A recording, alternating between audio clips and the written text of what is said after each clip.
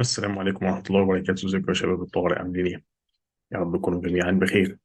احنا النهارده معادنا مع الحلقة الثانية من انترفيو سكيلز مع دكتور باسم الهادي. يفضل لو ما كنتش اتفرجتوا على الحلقة الأولانية تتفرجوا عليها قبل ما تتفرجوا على الحلقة دي، لأن هما الاتنين مرتبطين ببعض جدا. ونسيبكم على الحلقة ديت. نتمنى لكم وقتا ممتعا وفائدة عظيمة بإذن الله. جميل. البدء بالنسبة لي ككونسلتنت، يعني المفروض بقى ان انا اظن هيعصروني عصرة لا لا، بص، محترمة. بتروح تنبسط هناك. بص، يبقى فرح يعني. آه. انا من الحاجات الاهداف بتاعتي ان انا بقيت كونسلتنت، ان انا اروح انترفيو عشان اعذب الناس. لا لا. انا شرير من جوايا، ما تعرفنيش. بص. آه. لا يا باشا، ما تهزش الصورة لو سمحت، يعني خلي الصورة حلوة. ربنا بص، يبارك فيك. هو بدايه البريبريشن دي الكونسلتنت انترفيو تبدا من اللي احنا بنعمله ده، ومن قبله كمان. يعني مم. الناس، هقول لك على حاجه. انا كنت بعمل دلوقتي اسسمنت ميتنج ليه واحد في التريننج فاضله سنتين ويخلص. تمام. فاضل سنتين ويخلص التريننج بتاعه، فيقدم على كونسلتنت بوست. تمام. تمام. فبيقول لي دلوقتي ايه، عايزك تراجع معايا السي في بتاعي، ازاي اظبط السي في بتاعي عشان لما اجي اقدم على كونسلتنت انترفيو بعد سنتين. كويس. تمام. هو عنده الاويرنس ده والبريبريشن ده. خلينا نتكلم من دلوقتي ان احنا مثلا، انا وانت، انت راجل عندك اكسبيرينس كويسه، السي في بتاعك بالانسد، انا لسه. فانا اللي انا هعمله كالاتي، ان انا هبص على السي في بتاعي، اشوف ايه السترينث بوينت، كويس، والويك بوينت. والويك بوينتس دي احاول تو بالانس تو بي بالانسد. ما ينفعش مثلا اكون جايب مثلا انا حاضر 15 كورس و20 كونفرنس ومش عارف ايه، ومش ولا مره اتكلمت. هو انا مش اخرس، ما عندي لسان وبتكلم. مم. والنولج اللي عمال ادخلها دي، بقول حاجه وبعمل حاجه. او على الاقل خالص اضعف الايمان ان انا بحضر كونفرنس، بعمل ريفليكشن، وبعمل سيشن اديوكيشن سيشن في اللوكال هوسبيتال بتاعتي. كويس. تمام. دي من الحاجات اللي انت ممكن تتكلم عليها او تعملها. حلو. اللي هو how to prove you are recycling او processing what you learn and you changing your behavior. تمام تمام. تمام. فان ده هيبقى اديشن ليا، انا مش بجيب واحد عنده فاليو بقدر ما الفاليو دي will interpret into outcome. فاهمني؟ جميل. دي من الحاجه اللي عايز اقولها، اللي هي ايه، انت مش بس كلينيكال، لا، انت كلينيكال، ادمنستريتيف، ريسيرش، اديوكيشن، انت يو ار مالتي فاسيت. كويس. تمام. ده بالنسبه للكونسلتنت انترفيو. فانت بصيت على السي في بتاعك، ظبطت السي في بتاعك، وقعدت تبيلد السي في دي ممكن تبقى حلقه لوحدها. ايه يا جماعه الحاجات الدومينز اللي واقع عندنا في السي في بتاعنا، بالنسبه لنا كمنطقه عربيه او مصر تحديدا. جميل. تمام. انك جميل. تحسن الكومبتيتيفيتي بتاعتك لما تيجي تتكلم على اي جوب بعد كده. جميل. طيب. هتسأل في ايه ككونسلتنت، او البانل مستني مني ايه عشان يقول والله ان انا الشخص المناسب لهذه الوظيفه؟ تمام تمام، جميل جدا. بليف اور نوت، الحاجات اللي بتتسأل معروفه، ايفن تشيك ليست موجوده، فهي مش سر. تمام. جميل. هي بس الفكره انت how you sell yourself and how you present yourself. واحد زي ممكن يضيع اتس بريشس تايم، الساعه دي فيري بريشس. واحد زي ممكن يضيعها في انك كلمت والله انا اشتغلت 15 سنه وكنت اشتغلت في مستشفيات كذا وعملت كذا ومش عارف ايه، وقعدت اتكلم على ريجسترار بارت اوف ماي لايف. it مم. doesn't count. وانا دلوقتي انا مش بحاسبك على انك ريجسترار، بحاسبك على انك كونسلتنت. انت بقى لك كونسلتنت سنه ونص، ايه اللي انت عملته في سنه ونص دي؟ او لو قبل ما تبقى كونسلتنت، ايه الحاجات اللي هي كنت انت عملتها وانت ريجسترار بس كنت اوت ستاندنج؟ ودي حاجات كونسلتنت بيعملوها. تمام. تمام. فنرجع مرجوعنا للاسئله اللي هتتسال، خلينا نقسمها سيكشنز كده دايسكتد. فاول سيكشن سؤال معروف مكرر في كل واتحرق في 100 فيلم قبل كده، اللي هو tell me about yourself, walk me through your CV, tell me three highlights from your CV, why we should appoint you, what makes you unique, tell me about your weakness sorry strength point.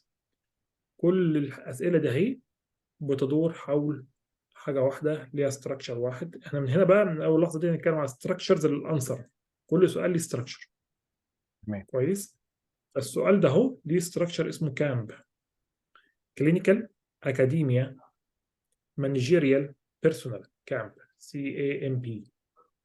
تمام. كويس. تمام. فالكلينيكال ده اللي هو الاكسبيرينس بتاعتك، اشتغلت في قد ايه، كلام من ده. الأكاديميا هي تو سيكشنز. أول واحد الريسيرش، تاني حاجة الإديوكيشن والتيتشنج، بعدها المانجيريال اللي هي الليدنج كوميتيز بروجكتس سيرفيس امبروفمنت كواليتي this kind of stuff which is يعني fundamental for being تمام. consultant. lastly وده بلس اور ماينس البيرسونال اتيتيود بتاعتك او اتريبيوتس بتاعتك، ممكن تضيفها في تمام. الاخر. يعني ساعات كتير كنت بقول في الآخر مثلا إيه personal life I like swimming I compete with my kids and I never win. يعني كويس. هل ده يعني ده م? ده ده سؤال يعني انترستنج يعني، او ده حاجه انترستنج بالنسبه لي. يعني هل البانل هيبقى مهتم ان هو يسمع حاجه عن البيرسونال لايف بتاعتي، او يعني ان انا شخص ليه؟ مثلا بحب السباحه او بحب يعني التنس او اه بلعب مع ده ده اولادي او ده ده اه ده سؤال جميل، انت بتتكلم سؤال جميل جدا. ده سؤال جميل مم. جدا. how you are selling it. تمام. انت بص يا سيدي، في حاجه اسمها principles of persuasion، مم. ودي يعني اتمنى اللي يسمع بتاع دي، اللي يسمع اللي احنا بنتكلم فيه ده دور عليها. يعني انت دلوقتي انت راجل جاي تعمل انترفيو، فانا عايز اقنعك بيا وانا ما عنديش حاجه. فليها 7 برنسبلز طبعا مش فاكرهم، مش بحضر حاجه، فخليني ايه افتكر معاك. في حاجه اسمها مم. السيميلاريتي.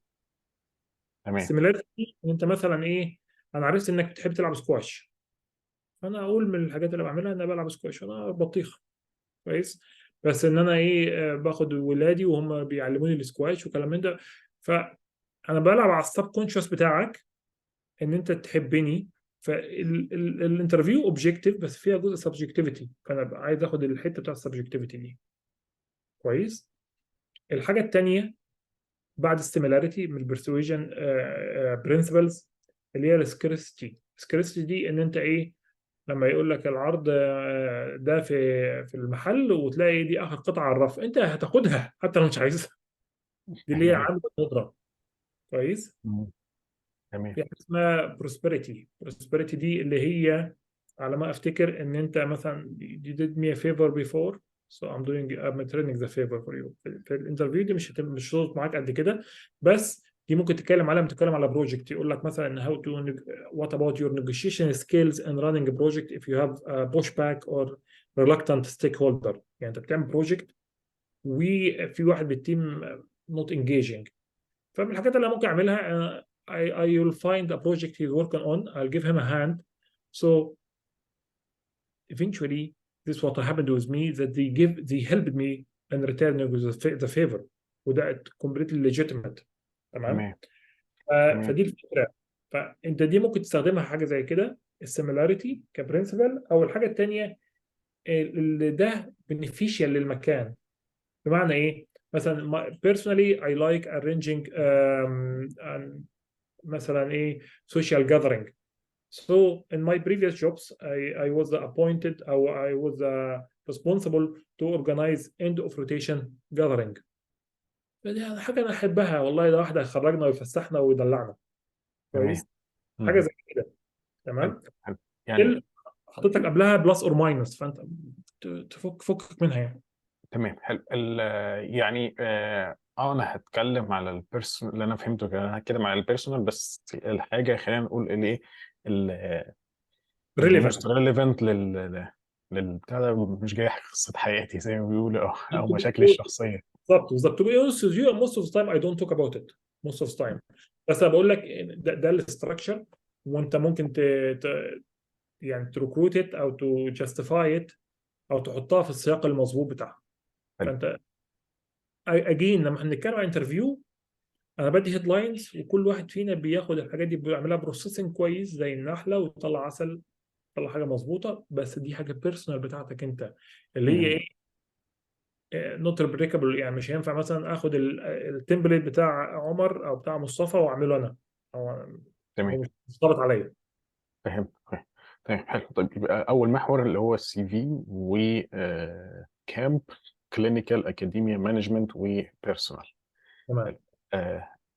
هل هسأل كلينيكال بقى يعني كونسلتنت فيهوش كلينيكال. انا مم. سمعت ان في انترفيو اتعمل سال فيها كلينيكال، بس مفيش فيه. قبل ما نسيب السؤال ده اهو، هقول لك على شويه رولز للسؤال ده. السؤال ده مساله مهمه، وانت لو جيت تخش الامتحان، هو ده سؤال متسرب، ما ينفعش ما يجاوبش حلو زي البرزنتيشن تمام. كده. مم. كويس. في الغالب لو في برزنتيشن يبقى الانترفيو هتبدا بالبرزنتيشن. لو هي وان سيشن، لو الانترفيو عباره عن مره واحده قاعده واحده، هتبقى تبدا بالبرزنتيشن. لو هي اتعمل قعدتين، يبقى برزنتيشن في الستيك هولدر ميتنج في الاول، بعد كده ايه البرزنتيشن نفسها، سوري، الانترفيو نفسها تبدا بالسي في. طيب ايه بقى الحاجات البيت فولز اللي ما اتعملش في السؤال ده؟ ان انت ما تكونش محضره. ما ينفعش، أصل السؤال ده انت عارف ان هو جاي. فانا لما كنت بعمل براكتس مع ناس يعني، دفعت فلوس كتير، وطول مثلا الساعه عمال اتكلم في السؤال ده اهو. كويس. فانا رايح ادفع 200 يورو عشان السؤال ده اهو. مم. كويس. انت تعمل ريهرسال مع نفسك.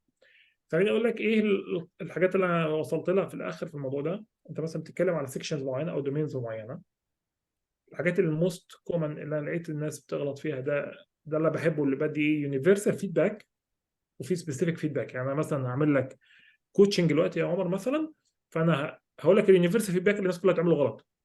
كويس. وبعدين اقوم اسمع منك واقول لك اه انت الحته دي عندك مش كويسه. تمام. فاليونيفرسال فيدباك ان احنا نمشي كرونولوجيكال، وده مش صح. انت المفروض تبدا سترونج. انا كونسلتنت في كذا، والسبيشال انترست بتاعي كذا، with a background of كذا. تمام. فانا ابدا بالواقع دلوقتي. انا مش يعني انا مش جاي اعين ريجسترار، او مش جاي استناك وانت بتحكي لي وانت بتسنن وبتسال وبتكبر وكده. لا، انا عايز اشوف الدنيا ماشيه ازاي، او انت فين دلوقتي. حلو. دي اول حاجه. تاني حاجه، الدومين الاولاني اللي هو الكلينيكال، وانت بتتحرك منه على الاكاديميا، الترانزيشن ده، الكونكتنج ووردز. دي برضو انذر اوبورتيونيتي، او ممكن تقول عليها ايه، هوم ورك للناس. احنا اول هوم ورك قلنا هنبص على البرسويجن تكنيكس او برنسبلز.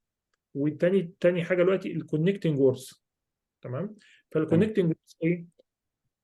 حاجه كنت بعملها مثلا ايه، بعد ما اتكلم على الكلينيكال بتاعي وكده، which led me to my next passion or moving on, or I identified this as my second area to improve, which is academia.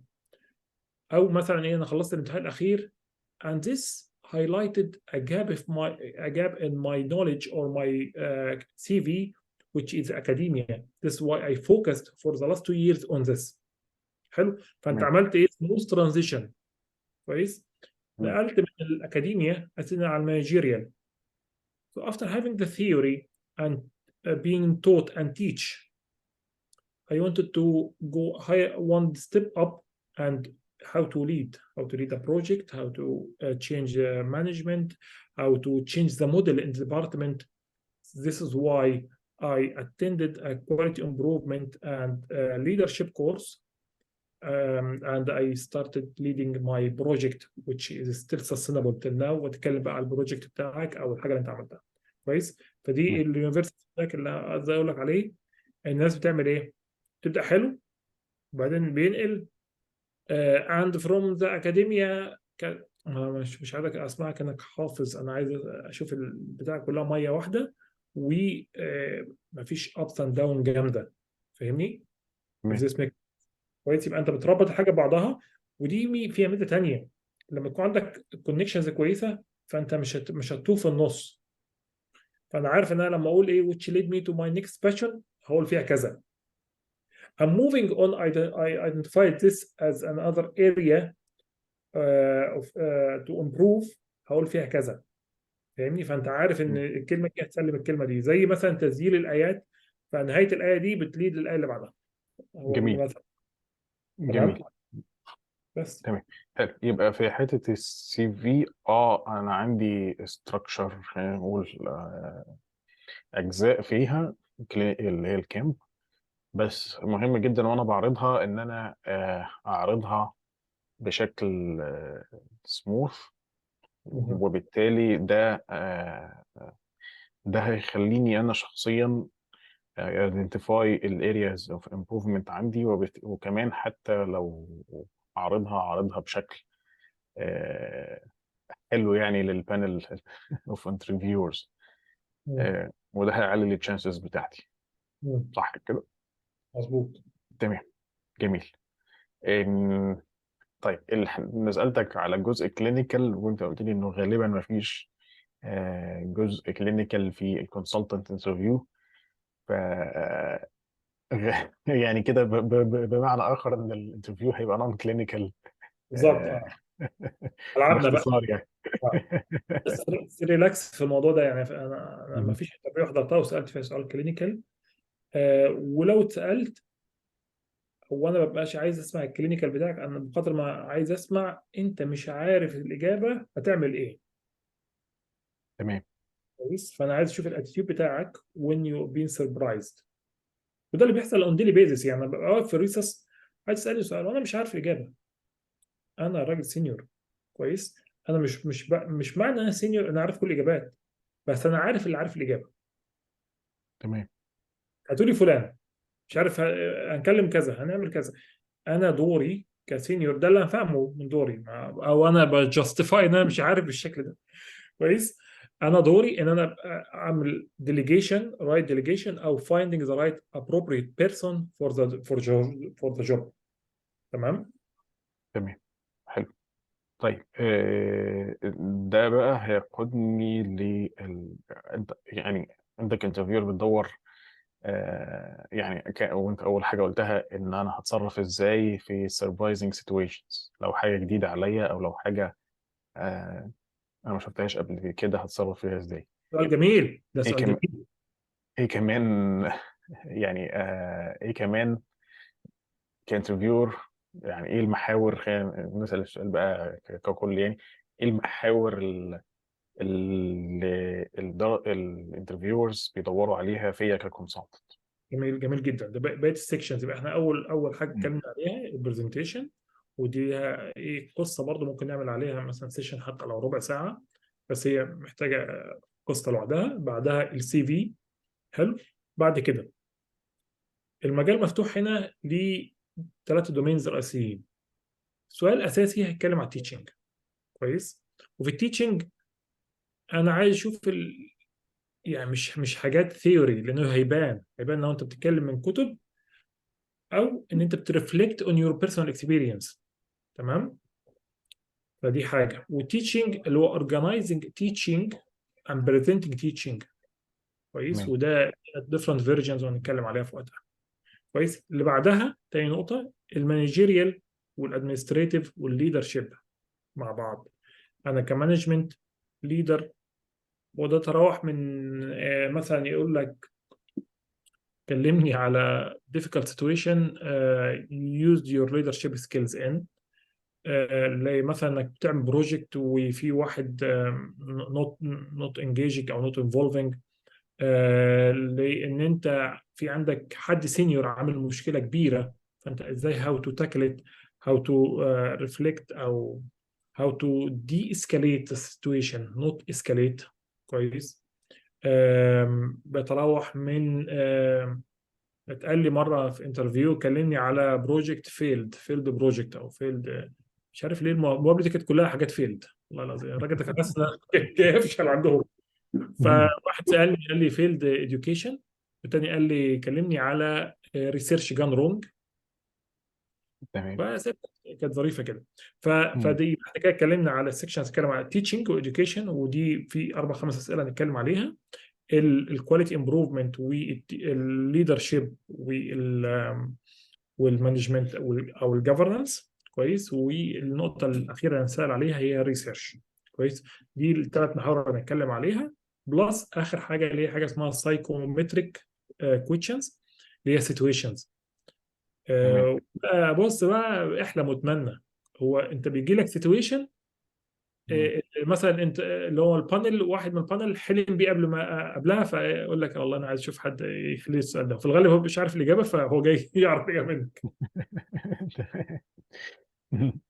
حلو. في إيه اسمه ايه ده؟ احنا قلنا سي في برزنتيشن، تيتشنج، مانجمنت ليدرشيب، ماشي، ريسيرش وسايكومتريك. تمام. تيتشنج. حلو. حلو. آم، هل ايه انا جاي ادرس الناس؟ هل انا جاي اعلم الناس؟ امثله للتيتشنج؟ اولا انت جزء من being consultant ان انت تيتشر، كويس. تمام. ده حاجه اساسيه، لان انت لما تيجي تتكلم على التيتشنج، لو انت تتكلم عليه في الجزء بتاع السي في بتاعك، السكشن اللي كنت محضره كنت بقول مثلا ايه، as I attended the recitation courses, I find this very passionate, the transfer of knowledge from the teacher to the learner.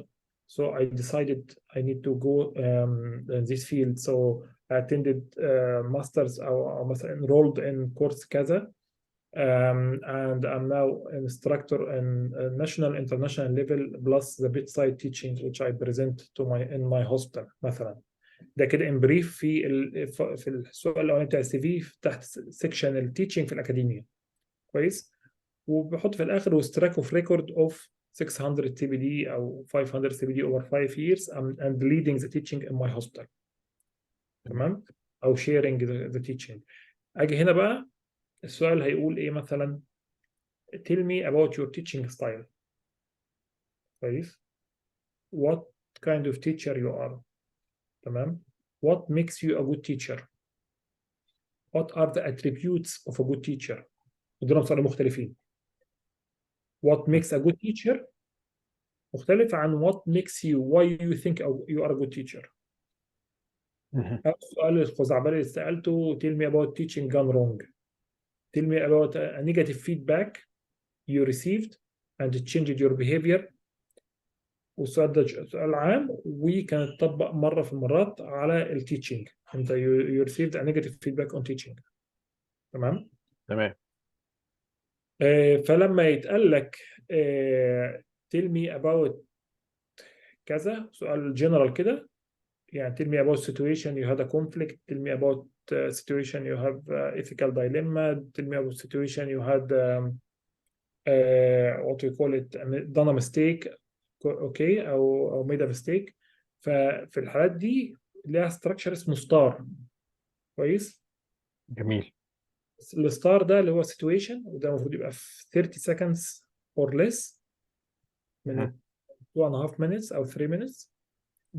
كده التي اللي هو التاسك بتاعي، يعني كسيتويشن كذا، التاسك اللي انا المفروض اعمله هو كذا، او الساين سبوت ان مثلا ده دكتور ان ديفيكالتي او ده كونفليكت بروبلم او ده بيشنت سيفتي، فده التاسك بتاعي ساين سبوت. الاكشن اللي انا هعمله اللي هي الاي والار ريفليكشن او الريزلت.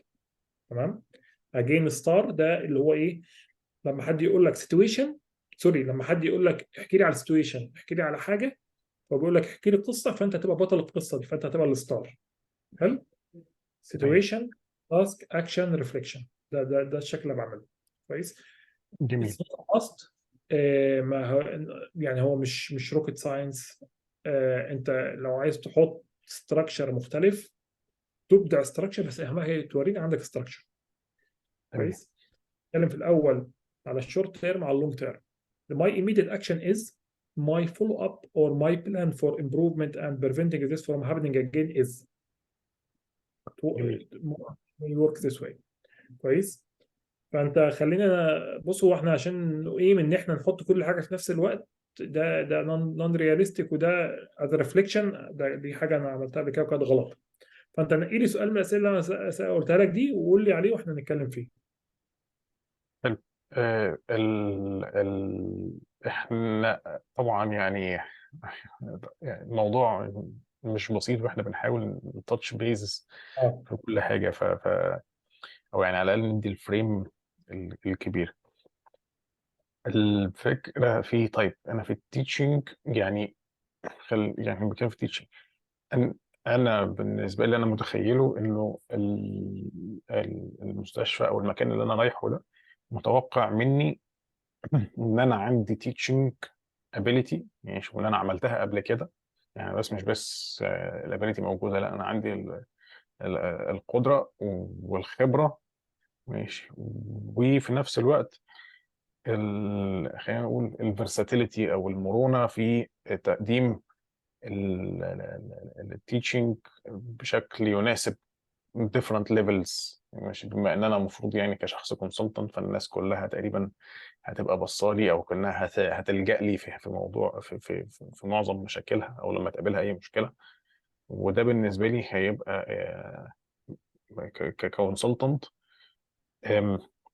فرصه من ناحيتين. من الناحيه الاولى انه انا اكسب تراست الشخص اللي قدامي، وفي نفس الوقت اديله بيقولوا ايه حاجه، اعلمه حاجه ولو بشكل غير مباشر، ماشي، او بطريقه سموث، وبالتالي ابقى اخليه يجي لي تاني، او على الاقل ما يحسش ان هو اوفندد بطريقه التيتشنج بتاعتي، او يهرب ربي مني زبون. بعد كده، وبالتالي اخسره بعد كده يعني.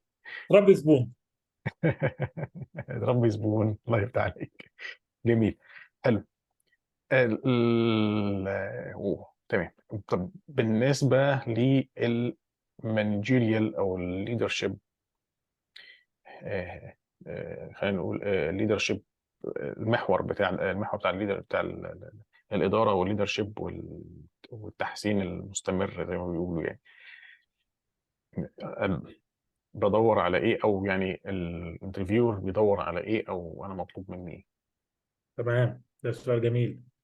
انا عايز واحد هيجي عند الديبارتمنت اعرف اعتمد عليه. انا مثلا واحد الديبارتمنت عندي فيه 3 كونسلتنت، بس عايز اجيب كونسلتنت رابع. ليه؟ لان احنا 3 كونسلتنت، مثلا عندنا 10 فايلز، فانا كل واحد فينا واخد 3 فايلز، وانا الكلينيكال ليد فانا واخد 4 فايلز، فانا عايز اجيب واحد ياخد مني 2 فايلز. يعني مثلا انا ماسك الموربيديتي مورتاليتي، ماسك الكومبلينز، وماسك الروتا، وماسك الجفرنس او الريسك اسسمنت. تمام. تمام. فده صداع، انا عايز اجيب حد اديله الريسك والجفرنس مثلا. تمام. كويس. فانا عايز اتاكد ان انت you already been there before, you had some experience on dealing with this, or at least you have the basic knowledge. كويس. فانا افضل جميل. ان واحد يكون اشتغل كونسلتنت قبل كده. لو ما عنديش هشوف الناس اللي عندها اكسبيرينس او فاهم حاجه زي كده فاجيبه. كويس. فده ان نوتشيل كده انا محتاج في ايه في الراجل اللي قدامي. طيب يعني هعرف اقيسه ازاي؟ كذا شكل. ان انا اسالك اسئله، اديك situations من الحاجات اللي I faced and I see how you will be able to manage. فايه الحاجات الاسبكتس اوف مانجمنت اللي انا expecting؟ اكلمك مثلا على الكواليتي امبروفمنت، your experience in quality improvement and how you are leading team. مثلا اسالك سؤال اقول لك how to assess the risk in your hospital. تمام. تمام. how you measure the quality.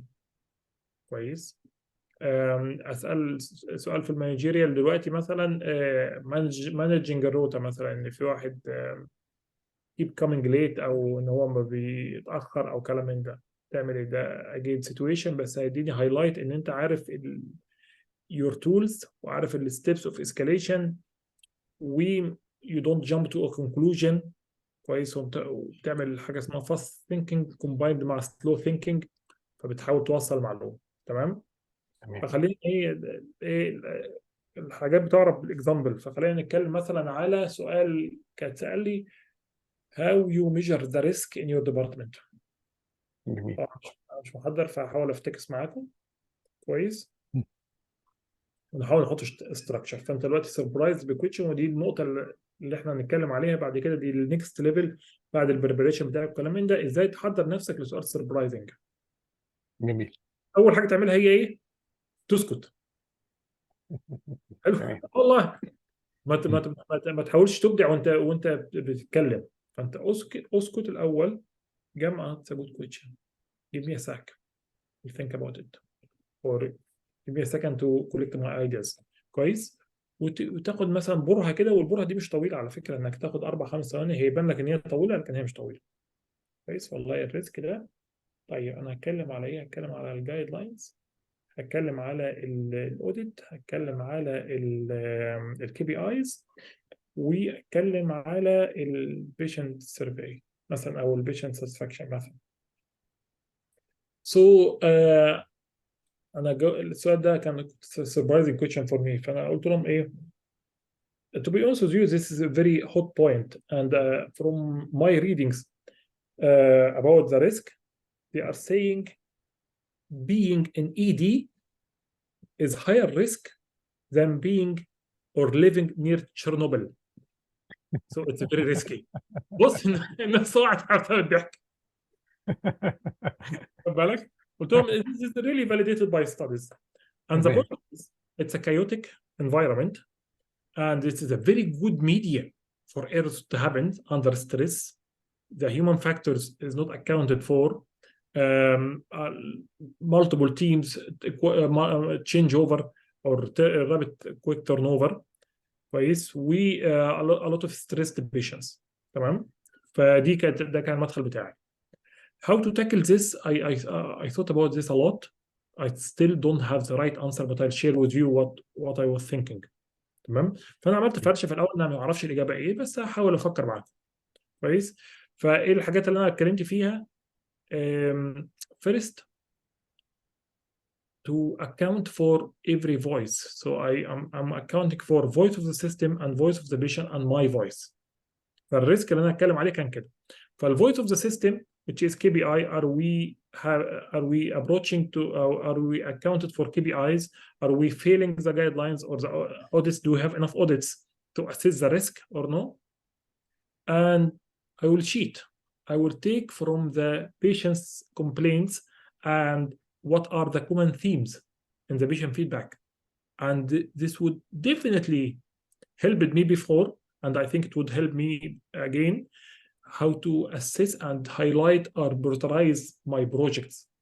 يعني for example of the I got, for example, the one time I reviewed the complaints, 40% of them came about the waiting time for beats, waiting for surgeon. So in my department, so at that time I led quality improvement. فانا قمت ايه مطلع بقى حته بقى ان انا ايه، انا كنت برنس على فكره قبل كده، وانا عملت الحكايه دي قبل كده. و I led a project for quality improvement for surgical pediatric patient ED, how to expedite their process. تمام. and cut تمام. unnecessary non-value steps. كويس. no added value steps. حلو. back to the voices. So the voice of the system which is the KPIs and audits. Second, the voice of the customers, which it's a patient-centered service, so we need to account for them and enable them to speak.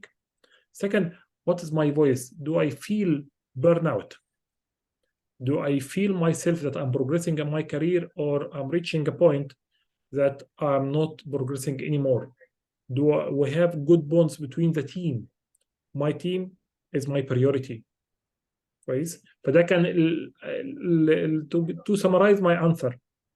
So to assess the risk, I need to look around me, see what are the complaints, what's the audit saying, what's the CQC report saying, comparing my hospital to other hospital and same level.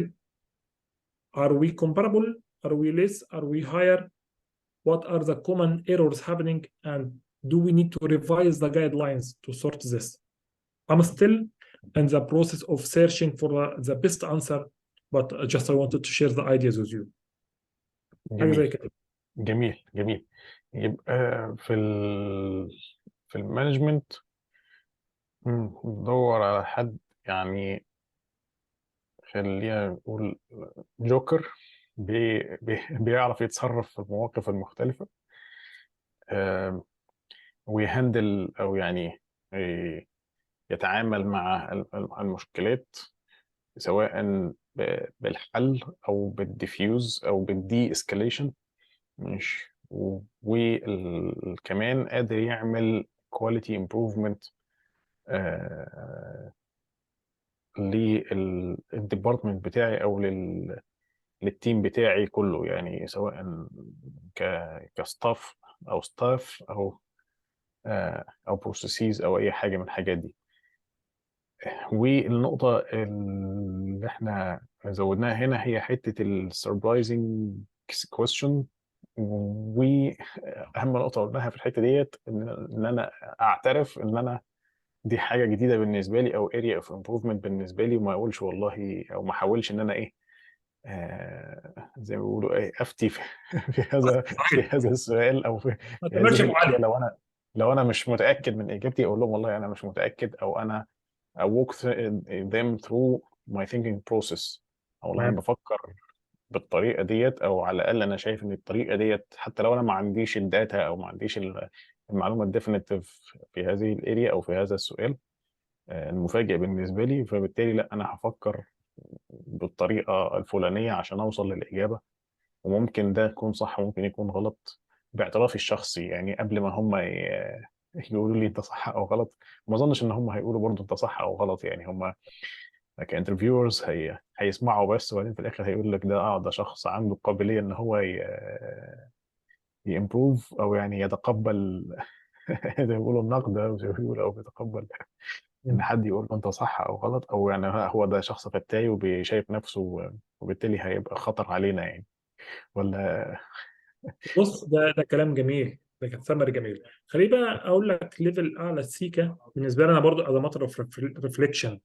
تمام. انا خدت كورسات في الاي اي وكلام من ده، فمن الحاجات اللي قال لك how to get the best of AI انك بعد ما تخلي اي اي تول تجيب لك الانسر تقول له كريتيك، يعني بص تعلي عليه بقى. فانا هحاول اتقمص الموضوع ده وكريتيك ماي انسر. فانا شايف ان الماي انسر مثلا ما كانتش اورجنايزد احسن حاجه. خليني اقول لك مثلا ايه. So I usually identify this or answer this under three main headings. First, identify the risk. Second, what are the historical solutions either in my hospital or on different hospitals so I can replicate it. And third, anticipate the possible risks. كويس. تمام. فدي way of thinking. واحط في النص بقى اللي انا نسيت احطه هنا البازوردز.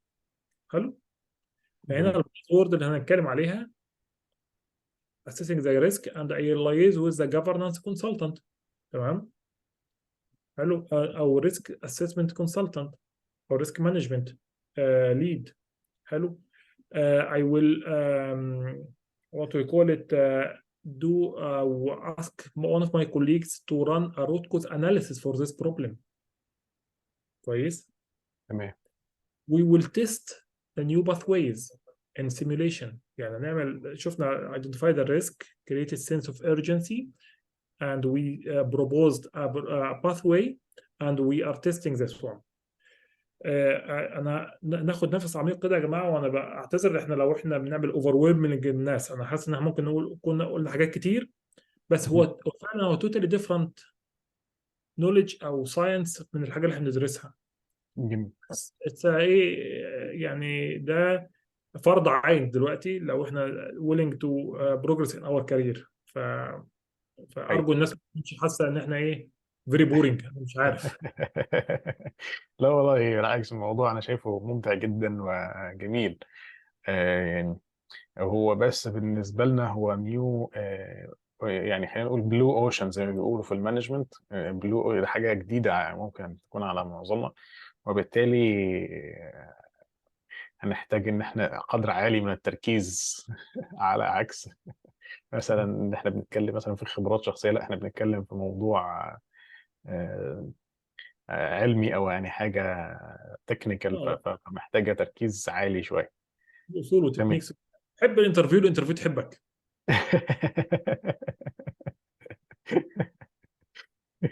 ربنا يبارك. حلو. بس انا حبيت المانجمنت والكواليتي. على فكره المانجمنت ده فعلا المانجمنت او الاسئله دي اسئله تشالنجينج. فانا مم. دي كانت من الحاجات اللي ايه مرات كتير احنا شغالين يا جماعه على فكره على مستوى السباينال كورد. انا دايما بشبه الموضوع كده، بيقول لك انت الديسيجنز اللي بتاخدها في يومك قليله جدا. انت معظم وقتك انت ساعات كتير بتبقى ماشي بعربيه، انت مش ما تقعدش تفكر انا هخش يمين ولا هخش شمال، لا انت عارف انت بتخش فين. وانت بتشوف المريض، انت دخلت على المريض انت عارف نسبه 90% بعد ما شفت الفايل انت المريض هتمشيه ازاي. لكن الحاجات دي فعلا تشالنجينج لانك مش بتشوفها كل يوم، فدي اللي بتنفض التراب كده من على البرين سيلز وبتفكر من جديد، فدي من الحاجات الظريفه يعني. جميل. حلو. طيب احنا اتكلمنا على السي في والبرزنتيشن والتيتشنج والمانجمنت ليدرشيب. الريسيرش دي النقطة القادمة. حلو. حلو. ليه ريسيرش؟ ما احنا ماشيين كويس يا ابن الحاج، اه والدنيا حلوة وظريفة يعني، ليه الغلاسة؟ مع احترامنا طبعا للجماعة اللي بيحبوا الريسيرش، الناس اللي بتحب الريسيرش يعني. very valid argument, very valid مهم. argument. ليه ريسيرش؟ كويس. وانت مهم. you could justify this in the interview تقول له الريسيرش ده مش mandatory. تمام. لان ده سؤال من الاسئله. Do you think every doctor should have research or publication or ده سؤال. انت مم. ممكن تقول اه او لا وتجستيفاي الانسر بتاعتك. تمام. لا. ليه؟ لان this not cup of tea for everyone. cup of tea اللي هو ايه؟ الحاجه الهوبيز بتاعتك يعني، ده مش، دي مش هوايتي، انا بحب اعمل حاجات تانية غير الريسيرش. يظل مم. انت need to have the minimum. كويس. فالمينيمم ان يكون عندك على الاقل publication او اتنين. تمام. تمام. طيب نفترض ان احنا ما عندناش دلوقتي وبنحاول نعمل دامج كنترول. كويس. فالدامج كنترول بيبقى في اي صوره. ف although research is kind of mandatory kind of، انا بقولها كتير وده دي كلمه مش صح، فانا ارجو الناس ما تقولهاش، ما تعملش الغلطه اللي اعملها. كويس. مم. although research is one of the cornerstones for any consultant or a senior person, because at least you should know the basics of the research, because you will be supporting and supervising trainees because you will ask your help. So if you don't have a publication, if you are not involved in publication, we need to start thinking about it. It's never too late.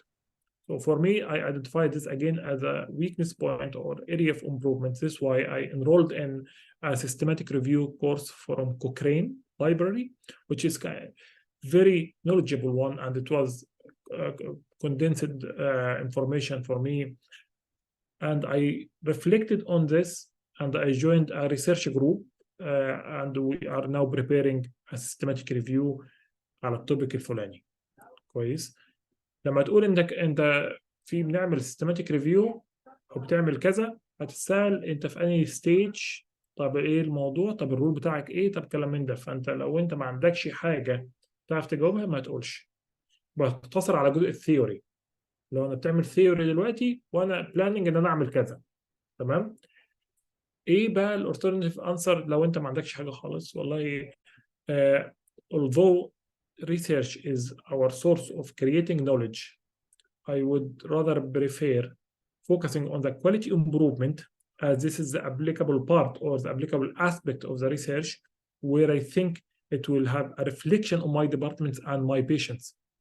فتتكلم على الكواليتي امبروفمنت بشكل كويس ان دي بديل للريسيرش. كويس. تمام. ملوش بديل، بس احنا بنحاول برضو انقاذ ما يمكن انقاذه، وده اسمه ايه؟ الشحاته يعني. طب دي ربع جنيه كده يعني، اي حاجه بالك. حلو. فاحنا كده ايه قلنا على الثيوري، اتكلمنا على الكواليتي امبروفمنت. لو عندك اوديت يبقى اسمه ايه؟ فول سايكل اوديت، وممكن تتكلم عليه على انه كواليتي امبروفمنت. تمام. الكواليتي امبروفمنت برضو ليها ادابها، ليها اتيكيت بتاعها. فالكواليتي امبروفمنت عندك حاجه اسمها 3 بارت كويشنز وسايكل. 3 بارت كويشنز دي اللي هي ايه؟ what you are trying to achieve. فانا بحاول اقلل patient experience time مثلا. how we are doing this ان انا cutting out the non-added value or cutting out any waste in the process of the patient journey. كويس. او facilitate admission او expedite the referral to a senior person decision taker rather than a middle person who will not take decision. How you will measure this? I'll compare 2 months this year with the same months as last year on the average waiting time for this cohort of patients. تمام. فده اسمه 3 بارت كويشن. تحاول تعمل ايه؟ هتعمله ازاي؟ هتقيسه ازاي؟ ده 3 بارت كويشن. لان انت لو اتكلمت على كواليتي امبروفمنت من غير ما تتكلم على 3 بارت كويشن يبقى انت كده جاي تهزر. كويس. تمام. بعد كده ايه الميثودولوجي بتاعتك؟ the methodology I adopted was the BTE cycle. او لين استراتيجي او لين ميثودولوجي. كويس. ودي برضو ده ورك، هوم ورك الناس تدور تمام. عليه. حلو. دي السايكل او اللين ميثودولوجي. تمام. حلو. هل كواليتي امبروفمنت هنا، يعني سؤال عرضي معلش، هل الكواليتي امبروفمنت جزء من الريسيرش لا ولا هو خلينا نقول احد اهداف الريسيرش، لا ولا الاثنين حاجتين منفصلين تماما عن بعض؟ هو ملوش علاقه بالريسيرش، بس احنا جايين نشحت. تمام. كويس. حلو. فهو ده يعني في مكانه. هذه معلش سامحني، في هذه الحالة في الريسيرش انا عندي جزئين مهمين. الجزء الاولاني ان انا ما اعرفش حاجه او ما اشتغلتش في هذه الفيلد، ومع وبالتالي انا ما عنديش حاجه اقدمها قوي، وبالتالي آه، هتبقى ويك بوينت، خلينا نتفق صح، هتبقى ويك بوينت بالنسبه لي في الانترفيو بتاعتي. وبالتالي لازما حتما ولا بد ان يبقى عندي مينيموم ان انا اعمل حاجه في الاريا ديت، سواء بقى ببابليكيشن او بكورسز او على الاقل ابقى فاهم الريسيرش ستراكشر بيمشي يس. ازاي، وانا ازاي ممكن اسبورت في حاجه زي كده. مم. نبقى بتجيلي البوسترز، مثلا الاورال برزنتيشن في كونفرنس، الكلام من ده هو مش ريسيرش، بس انت لو ما عندكش حاجه غيره هتقوله. تمام. الكواليتي امبروفمنت ده مش ريسيرش، بس انت ممكن تقوله هنا لو ما عندكش حاجه تانية. طيب لو انت بقى عندك ريسيرش، ازاي تتكلم عليه؟ في حاجه اسمها بيكو، ده الاستراكشر بتاع الريسيرش كويشن. اوكي. اللي هو population, intervention, control and outcome. تمام. تمام. فده ايه الحاجات اللي بنتكلم عليها في الريسيرش. نرجع النقطة اللي بعد كده يا سيد الفاضل. بالنسبة لي الريسيرش، هيسألك في الميثودولوجي أو الرول بتاعك في الريسيرش. فأنت لو عندك ريسيرش يبقى أنت محضر أنت هتقول إيه في الريسيرش ده، وده الريسيرش ده how it changed your practice، أو ايه اللي اتعلمته من انت مشاركتك في الريسيرش ده. وانت الرول بتاعك كنت انت فيرست اوثر، سكند اوثر، كان ليك تاسك معين، داتا كوليكشن، كواليتي اسسمنت. كان الرول بتاعك مثلا الريسيرش، كان الرول بتاعك مثلا رايتنج اب. فانت تشوف ايه التاسك اللي كان مطلوب منك، سكان وسكرين، ايه التاسك اللي كان موجود منك وتعلمت منه ايه، وايه الفيوتشر بروجكت بتاعتك. فانا عايز اعرف، يعني هو السؤال لما اسالك سؤال على الريسيرش ببقى عايز اتاكد ان انت مش بتهجس وقلت ان عندك ريسيرش وخلاص، لا انت عامل ريسيرش فعلا.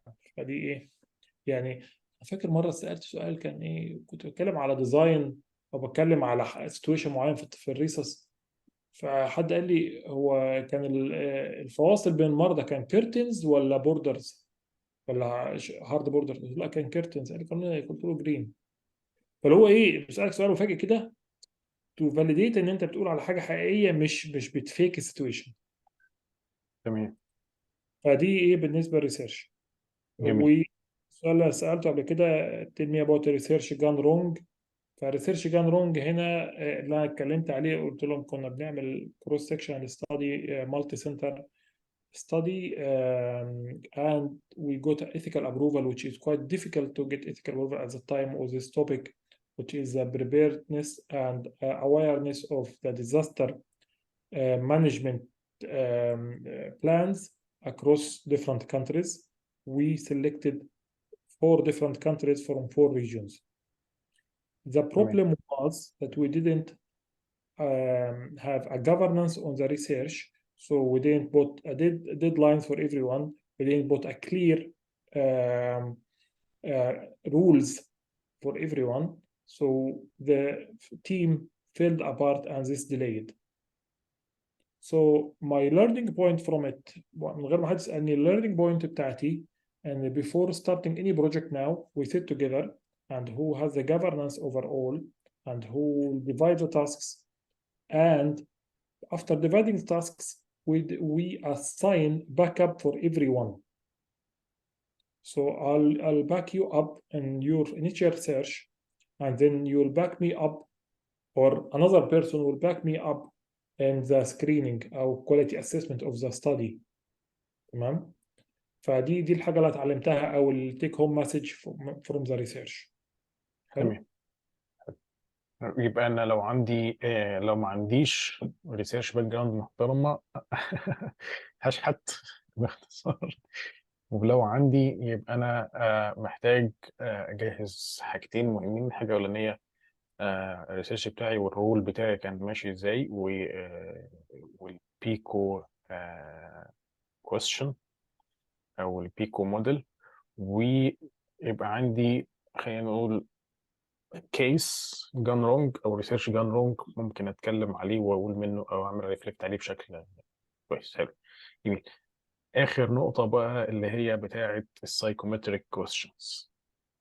اظن يعني السؤال ده هيبقى فيه او الاريا ديت هيبقى فيها جزء بيرسونال كبير، وممكن يبقى حاجه خاصه بالانترفيورز اكتر منه حاجه structured واضحه قوي. يعني مش زي السي في مثلا هيبقى سؤال واضح بقى وجاهز، ويعني نقول ممكن نجهزه بشكل معقول زيه زي السايكومتريك. معلش يا عمر، قول لي كده الحتة الأخيرة، أنت تقول إيه أنهي سؤال بالظبط اللي هو السؤال اللي بيقول إيه؟ السايكو يعني احنا اتكلمنا في المحاور كلها، فاضل لنا الجزء المحور الاخير بتاع السايكومتريك كويستشنز. مظبوط مظبوط. ده كده ده بقى محتاج إن إحنا نجمع، ودي سهلة إن شاء الله. أنا مجمع، يعني أنا مجمع حوالي 78 سؤال انترفيو كويس، ودول ممكن تلخصوا تحت 4 سيكشنز اللي اتكلمنا عليهم. ما هماش يعني إيه، مش الموضوع مش صعب، الموضوع مش صعب خالص، بس اللي المهم هي السيتويشنز والاكزامبلز. يعني دي بقى اللي محتاجه تذاكر. مثلا هم حوالي 10 او 12 اكزامبل، مش اكتر من كده. دول محتاجين فعلا يكونوا يونيك، كل واحد فينا يكون محضر اكزامبل لحاجه زي كده. فدي اخر دومين هنتكلم عليه النهارده، او اخر سيكشن في الانترفيو، اللي هو when I give you a situation how you react to this situation. فالسيتويشن اللي هديهولك اللي هو ايه، you are a consultant in ED and there is a conflict between two senior persons، او ان انت بتحاول تحول حاله فال other specialty refusing to take، او ان في your senior give a wrong medication and they don't want to tell the patients now كويس، او doesn't want to tell the family now كويس. فبديك situation tricky one and how you react كويس. فده ليه structure كويس. لما اجي اقول لك على situation يعني كده اديتك السيتويشن المره اللي فاتت، قلت لك قول لي سيتويشن. المره دي بديك سيتويشن، فانت هتحط عليه شويه سبايسز بس. فالاستراكشر هنا اسمه سبايس. فالسبايس دي اللي هي ايه؟ الاس اللي هي سيك انفو او سيك انفورميشن. فانت هتعمل ايه اول حاجه؟ فاليديت الموضوع ده. يعني النيرس جاي تقول لك ان واحد جاي شكله درانك، مش هينفع تروح تجلده لا متاكد ما جايز هي. لان انا فاكر عملت المثال ده مع واحد، فبقول له انت كويس ومش عارف ايه، قال لي ليه؟ قلت له اصل يعني السي ان ام بتقول، يعني جت قالت لي انك شكلك درانك. قال لي دي ريسست. قلب الترابيزه، قلب الترابيزه كويس. الفكره في ان انت not every allegation is right, it's still an allegation which we need validation كويس. فسيك انفورميشن اول حاجه كويس. ودي تتعامل in a sensible way. يعني انت مش، انا مش هحل مشاكل الكوكب، لا انا دلوقتي ask the delegated consultant او consultant ماسك الفايل بتاع الكومبلينز او governance او الايثكس او اي مكان بقى الحاجه دي، ان هو يعمل كده. او اخلي لو هي مشكله مع ممرضه، خلي الماترون او سي ان ام تدور على الموضوع ده. تمام. تاني نقطه، ودي المهمه اللي ممكن تكون فيرست بوينت هتتكلم عليها، اللي هي البيشنت سيفتي، دي اللي هي البي كويس. is any implication or consequences of this situation on the patient safety ولا لا. فانا ممكن اقوم قايل السؤال مثلا لو هم اتنين مختلفين عن بعض، I'll make sure that this does not affect the patient safety, make sure this conflict is not happening in a clinical area, will take the conflict out of a clinical area to the office. تمام. تمام. بعد كده النقطه بعدها ماي انيشيتيف كده، اس بي اي. الاي انيشيتيف، انا الانيشيتيف اللي عملتها ايه؟ والانيشيتيف هنا بقى تبقى immediate action. كويس. my immediate action for this is to dissolve, de-escalate, being non-judgmental and non-confrontational. ده كله كلام محتاج validation او authentication. فانا اقول انا عملت ايه؟ انا خدت الناس دي بره الاوضه. I asked one of the SPR to see the patient. Then I talked to them. I asked the nurse, the CNM to take the nurse away. وبعدين خدت انا الدكتور اتكلمت معاه كده. فاللي هو ده الانيشيتيف بتاعتي بقى. تمام. كويس. وهنا بقى دي الحته اللي هتفرد فيها، ودي اللي الوقت هتاخد وقت اكتر. يعني الحاجات اللي فاتت دي ما تاخدش وقت كتير. دي بقى ايه الرول بتاعك؟ انا ايه بقى السكيلز اللي انت عملتها هنا؟ انا اتكلمت معاه وفهمته. I'm not judging. We are colleagues. You are a senior person. I don't expect from a senior person like you to have this conflict. What was the background of this? كويس. فانت بتحاول to build a رابط، strengthen your bonds, make sure that you are not confrontational. كويس. فدي الحاجات اللي انا بعملها. كويس. Are you under any kind of stress? Do you think you need some rest and do you think you need time off? كويس. فده الموضوع ده. كويس. تمام. حلو. اللي بعدها اسمها escalation. انا بتكلم على escalation generally in a negative way. ايه اللي اذا كان في حاجه، يعني مثلا حد مثلا عمل harassment، حد عمل حاجه unethical وبروفد، ما ينفعش ان انا اتسامح فيها، ما ينفعش ان انا ايه اديله فرصه ثانيه. ده escalate to HR. مفيش فيها كلام. I'll contact my clinical supervisor to escalate to the HR. لكن انا in general I'm trying my best to de-escalate the situation, to sort it locally, because once it escalated it's difficult to de-escalate. فانت بتفهمه ان عندك awareness. انا كسينيور بيرسون عارف ان انا بدمت اعتبر الاسم خلصت. So whenever any conflict happening between my team members or one of my team members and another department or another specialty, I do my best, or I do my best to make sure this will be sorted in my office. Last resort, I'll be escalating it, and I will, before escalating, I'll ask for advice from a senior colleague. So I'll come to you. وانا ده بقولها كده في الانترفيو للراجل اللي سالني او ست سالتني. I'll come to asking you for advice. What do you think I should do in this situation? كويس. فانت it's not a one man show. I'm taking advice from everyone. اوكي. جميل. At the end of the day، دي حته حلوه بقى تختم بيها، اللي هي الاس الاخيره اللي اسمها support. يبقى احنا نراجع السبايس تاني. في عندك seek information, patient safety, initiative, escalation, support. دي ال 5 steps of spice when they give you a situation. تمام. وانت تحط مم. السبايسز عليها. كويس. ف it's my duty to support my colleague. So I'll do my best. So if I'm today non-clinical, I'll step in, I'll take his clinical or her clinical shift today. I'll volunteer to do extra hours to make sure my colleague is safe and supported. And this, from my experience, it counts a lot.